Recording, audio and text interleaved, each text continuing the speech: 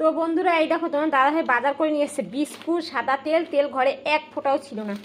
তারপর হলো এই যে টোস্ট বিস্কুট, মেরি বিস্কুট। আমার মেয়ে না মেরি বিস্কুট খেতে খুব ভালোবাসে। আর এই দেখো চিনি। চা করতে গিয়ে দেখি ঘরে চিনি নেই, আমি ভাবছি কি ঘরে আছে, দেখি নেই বাস্কের মধ্যে, মানে যেখানে রাখি। তারপরে সে চিনি ছাড়া চা খেয়েছে তোমার দাদাভাই। আর এই দেখো মাছ এনেছে, এখানে রয়েছে হলো ইলিশ মাছ আর হলো কাতলা মাছ রয়েছে। তো ইলিশ মাছ ভাবছি ভাজবো, 2 পিস, আর কাতলা মাছ রেখে দেবো। এই বেগুন ভাজাটা খেতে বেশি ভালো লাগে, কালো বেগুন ভাজাটা অতটা ভালো লাগে না খেতে।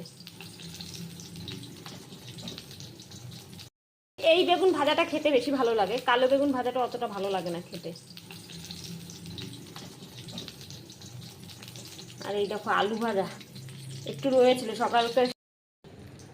বেগুনটা ভাজা হবে, তারপরে হলো পটলটা ভাজবো, তারপরে হলো মাছটা ধোবো।